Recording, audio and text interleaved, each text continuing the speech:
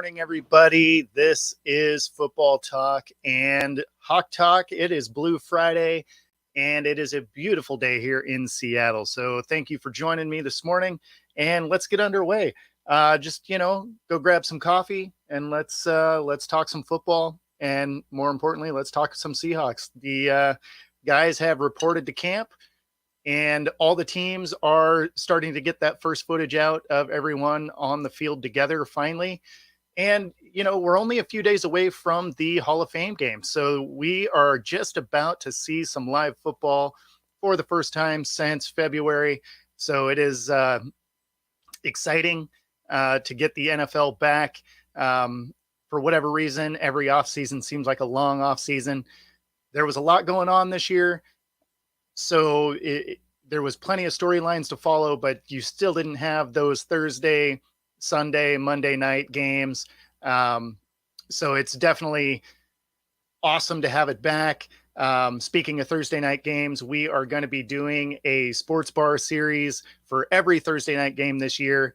So leave your recommendations in the comments for sports bars that we should potentially check out. We are going to select one for each of the 16 Thursday night games and interview the owners, go to, get footage of the bar, and of course, watch the game at the bar. So the Thursday night the Thursday night football sports bar series is going to be a ton of fun. So I appreciate everybody that is already made some recommendations, but definitely could use some more. We're basically looking at a window from Tacoma to Bellingham, as far over as North Bend, and definitely need to hit one out on the peninsula as well. So be sure to check that out. But let's talk about some Seahawks football. We got some good questions this week, especially with everybody headed into camp. So the first one that I've been asked a bunch over this last week is why Witherspoon hasn't signed his contract yet. And as the 5th overall pick, it's part of the collective bargaining agreement. He's basically got a 4-year, $31 million contract. So honestly, I have no idea why he hasn't signed it yet. It is a contract that is already part of the collective bargaining. So there's really no reason not to sign it unless he's trying to not be a Seahawk. I don't see that being a thing. The Seahawks are going to be a competitive team. It's going to be an incredibly dynamic secondary that he would be a huge part of. So for him to not have signed his contract and be missing part of camp seems kind of weird, unless they are kind of hiding maybe an injury that they don't want to list, because if you're not there, they don't have to talk about it. So, I mean, there's definitely scenarios like that there could be some gamesmanship involved. But at the end of the day, I think it's going to get signed. They talked to Pete Carroll yesterday, and he seems pretty unfazed about it. Basically, what he said is he wasn't there, but he knows everything he needs to know, and that they think that it'll get done, in the near future. So I don't think it's going to be a big deal, but it is a talking point, obviously, because as a number 5 overall pick, for him to not be there is a little troubling, but I think it'll end up working itself out. And then, one of the other questions is Geno the long-term answer. And honestly, we don't know. The thing with Geno is he had an incredible last season. But prior to that, he spent 8 years as a backup. And then his first 2 years where he was a full-time starter, he was on a dysfunctional team that wasn't very good. And he was young and made bad decisions. So, I mean, there's not enough tape to really know if he's the guy. Obviously, the Seahawks hope that he is. They've positioned themselves, in building a team around him. They're kind of building in a way that the Niners have. So maybe their hope is anybody can play in that quarterback situation. But that being said, the things that Geno was able to do last season are all duplicatable things. They are, things that he can build on from last season. So as long as he doesn't start making mistakes with the football, I mean, that was probably one of his best attributes last year is he did protect the ball. He made a lot of smart decisions, you know, and of course at this point, he's going to have one of the best receiving trios in the league. Just about every, ranking, whether it's Pro Football Focus or NFL.com or any of them, they all basically have the Seahawks receiving trio as a top 5 receiving trio in the league. So I think Geno has a lot of things at his disposal to be successful. That offensive line is going to be better. Obviously the tackles were a home run the year before, but they did add some help to the interior line, which means the running game is going to get better, which also means that he is going to have better protection by default because some of those linebackers aren't going to be able to essentially know that it's a running play. So is he the long-term answer? Time will tell. We just don't have enough tape on him to really know. But at the end of the day, you hope it is, just because it would also just be a great story, right? Like that is, I didn't like him for comeback player of the year because he didn't really come back from anything. But if you were looking at just a comeback story to be a high draft pick, kind of fail with that first team, bounce around the league a little bit as a backup, get his shot, get a payday, and then, take a team to potentially compete in the playoffs. That's a great storyline. So at the end of the day, you hope that Geno's the guy. His contract's only 3 years and there's an out after each year. So if he, for whatever reason, isn't, they can move on pretty harmlessly. I don't know what their answer would be from there. I don't know that they necessarily love Locke, but they did bring him back on another 1-year contract. So, I mean, they must like the kid to some degree. Do I think Locke would be the answer either? Who knows? We haven't seen him play enough, although he did bring that Denver team a little bit further along than Russell did last year. So, I mean, that says something. But, it's just a waiting game. We will see. Another question I've been asked quite a few times is this new backfield going to be the Legion of Boom 2? And the answer to that is no. This defense, although it has some nice pieces, it was the 30th ranked defense last season, even with a lot of this secondary in place. So it's not going to be the Legion of Boom 2, but what you are going to see is a significant step forward. And where that is really going to be a thing is obviously Witherspoon, when he does show up, he's probably going to be that other guy, although he does have to beat out Michael Jackson, who did play that opposite corner of Tariq Woolen very well last year. So it's not like a lot of teams were ripping the top off the Seahawks. It's just they were able to run for 200 yards a game, and it's tough to stay competitive if everybody's running game is like that. But that being said, even if he doesn't beat him out, he would be a great nickel corner also, because you're going to see kind of an interesting defense from this current era of the Seahawks. So, the linebacking core obviously got better. They brought in some help on the defensive line, and schematically they are a 3-4 style defense. And what that means is there's 3 linemen, 4 linebackers, 4 DBs, right? But that's not really what they're going to run. On paper, that's what it's going to say. But they're really going to run a 3 safety look because Jamal Adams is still in the room, right? But they use him more like an outside linebacker. On paper, he's a safety. So you're going to have your 2 corners. You're essentially going to have 3 safeties. He's going to come up and play an outside linebacker role. Excuse me. And then there's going to be nickel situations where then Witherspoon or Jackson, whoever ends up not getting that other corner spot, will fall into that other, third corner position. And so you're going to have looks from the Seahawks where they have 3 DBs, 3 corners and 3 safeties on the field at the same time. And so it's kind of an interesting look, but, to be able to keep Jamal Adams on the field doing what he does best, which is not in coverage, then he's going to be that rover style linebacker slash safety hybrid, so that he's allowed to just kind of roam around and do what he does well. At least that's what I expect to see out of this defense. So do I think they're the Legion Boom too? No, the guys up front aren't as talented as that group was. So they're definitely not going to be a 30th ranked defense again, but I would imagine they're going to be somewhere around 14, 15. That's probably about where they're going to fall, is about middle of the pack. But when you look at what the team was able to do last season, they had, for most of the year, a top 5 scoring offense. And so even if they just don't drop off of that a ton, if they get that much more help on defense, that would have been a huge difference in a lot of games last year.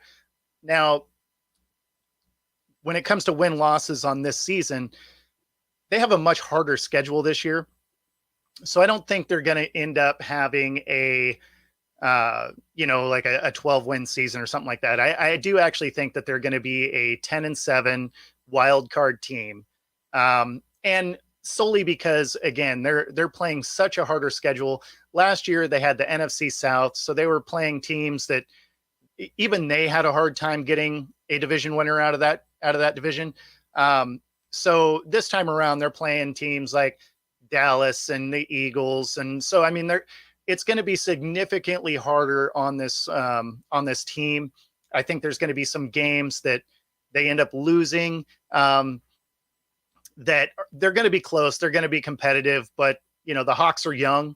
A lot of these guys, it's their second season, or, there's quite a few draft picks that are going to be starters this year. So you're going to have the bulk of your team that are, first, second, maybe third year.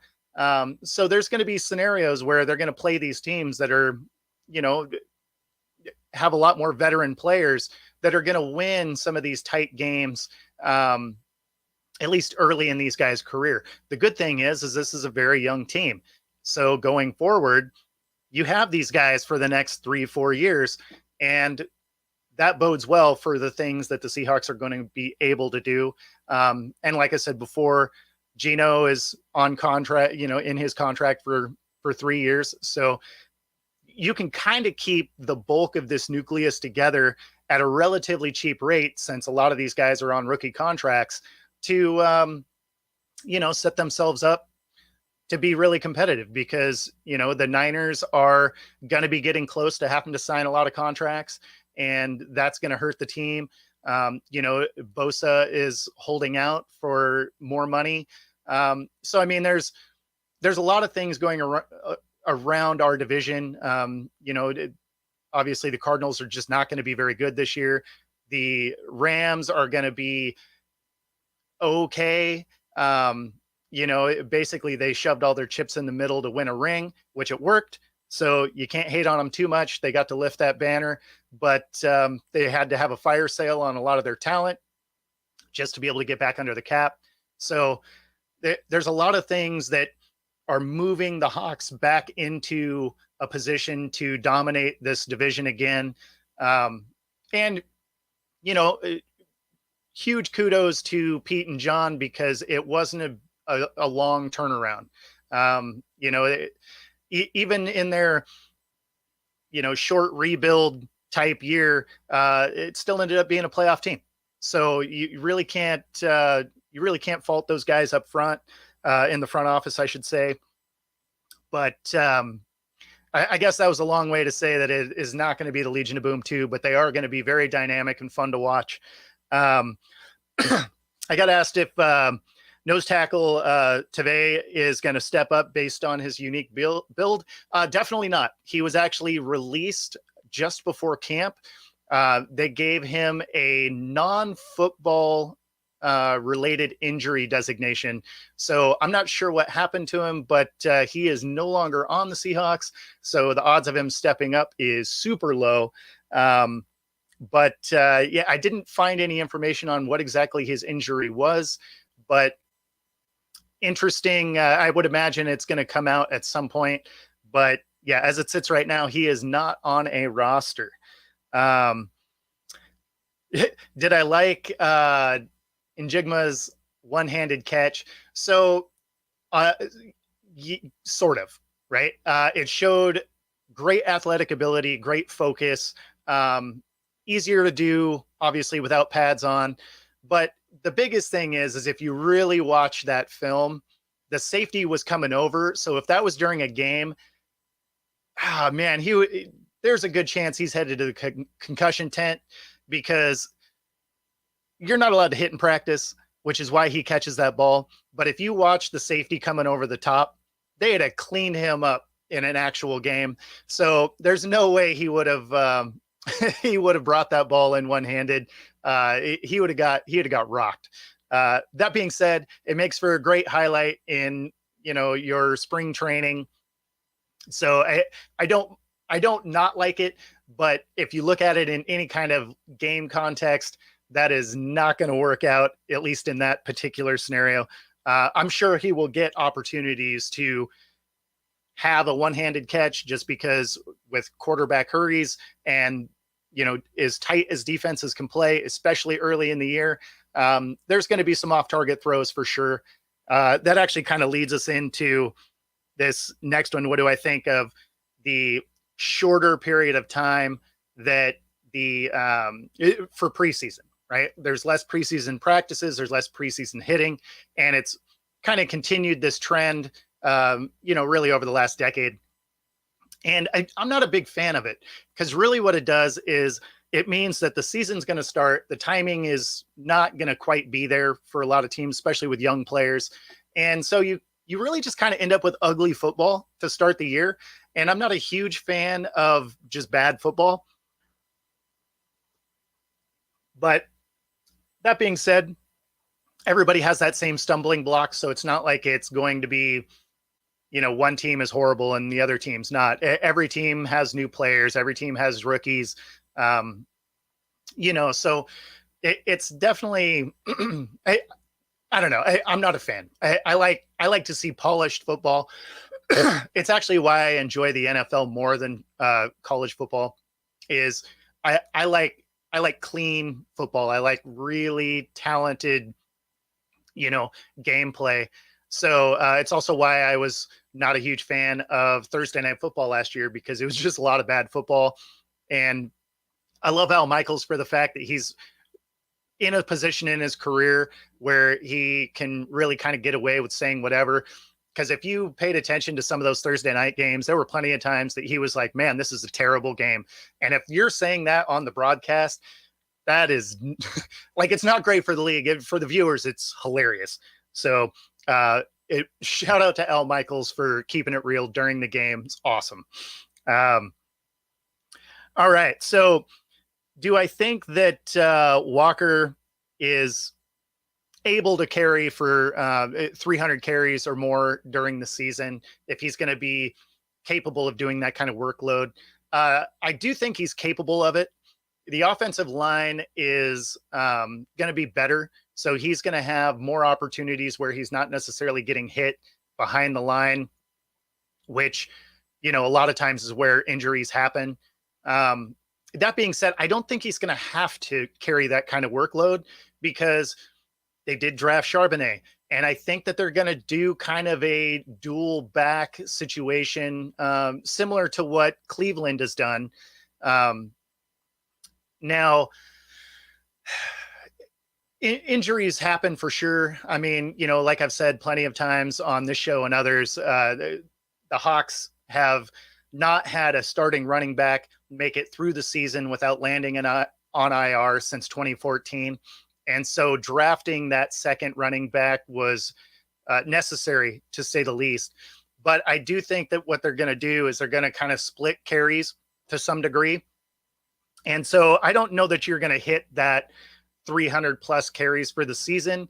It just really depends on how much workload they're going to give Charbonnet during the year. But I would imagine you're going to see both of them involved really all season. Walker's still your starter. I mean, he was 5 games.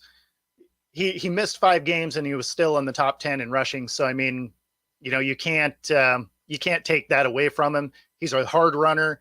And, I think that he's still your number one guy, but he probably won't need to carry for 300 yard or 300 carries this year. Um, let's see. Uh, oh, the throwback jerseys. Yeah. So awesome that they're bringing the throwback jersey back, or bringing it out finally. The downside is they got rid of the grays. I wish they would have got rid of the action green. Not my favorite jersey, but they did come out with the 80s jerseys finally. So I'm a big fan of that. Sadly, they're only gonna use them once. They're gonna use them week 8 against the Browns, and so the Browns will be wearing their traditional brown and orange. But with all the hype of the release and everything, I really thought they were going to have 2. I know that the Tennessee Titans are bringing out their Oilers jerseys, and which is funny.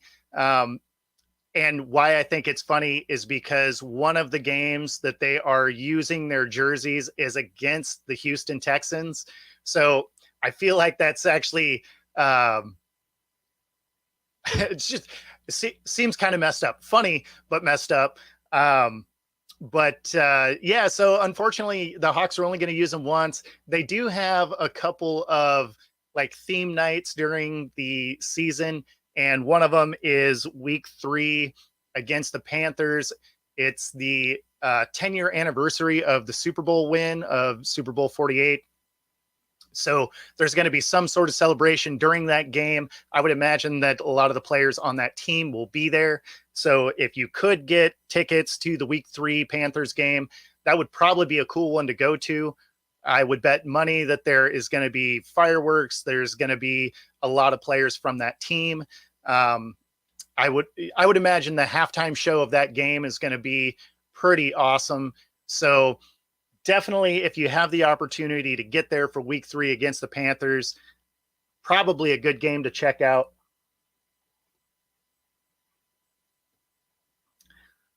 But yeah, so there's actually a bunch of theme nights.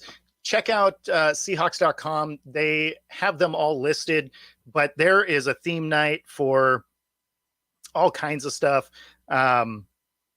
There is also the Thanksgiving game that is Thursday, obviously, but that one will not be included in our sports bar series. Thursday night football that week will actually be played on a Friday, which is kind of interesting. I think there's two games on Thanksgiving. There might be 3. I think it's 2. But then the technical Thursday night game will be played on Friday. So how's it going, Alan? So yeah, that's going to be a really awesome one.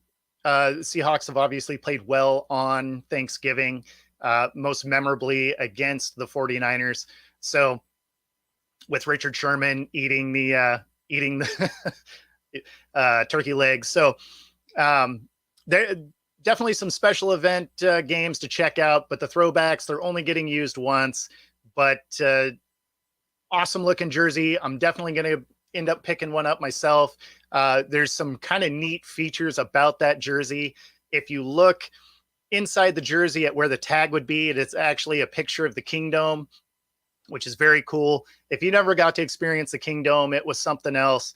It wasn't the nicest facility inside.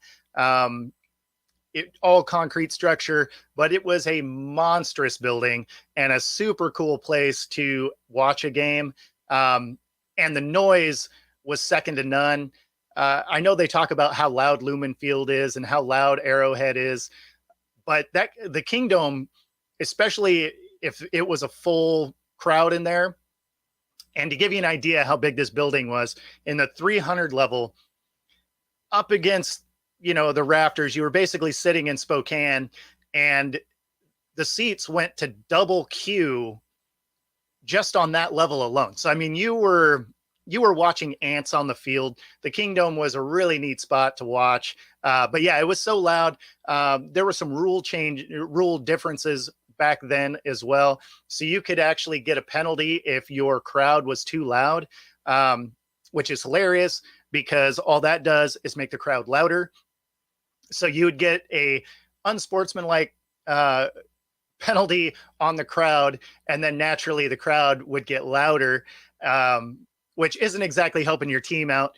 But you know, at the same token, it was awesome to experience. So again, just really cool jerseys. Wish they were going to use them more than once this year. The other throwbacks that are coming, or the other teams that have throwbacks that are coming out, are going to be using them twice. So I'm not sure why the Seahawks decided to only use them one time, but that's a game that I will probably try and make it to, just because it'd be fun. And, you know, some of that is because I'm an 80s kid and I got to watch, you know, Dave Craig and Steve Largent and Brian Blades and all those guys play in those jerseys. Now, granted, they were not a great team then. You know, they were still in the AFC, and we pretty routinely got smacked by Denver and, you know, the John Elway led Broncos. So it, but yeah, no, again, as an 80s kid, it's cool to see these throwback jerseys coming out. Like I said, I'm definitely going to buy one just because they're really cool looking. And you can get them at the team stores, and pretty soon you'll be able to find them everywhere. They did get released, I want to say about a month ago. So it sounded like there might've been a little bit of delay in being able to get them, but it sounds like they're all in stock now. So if you want one of those throwback jerseys, now's the time. You can imagine that as soon as the season starts, those things are going to be hard to keep on the shelves. So yeah, that's most of the questions that we had for this week.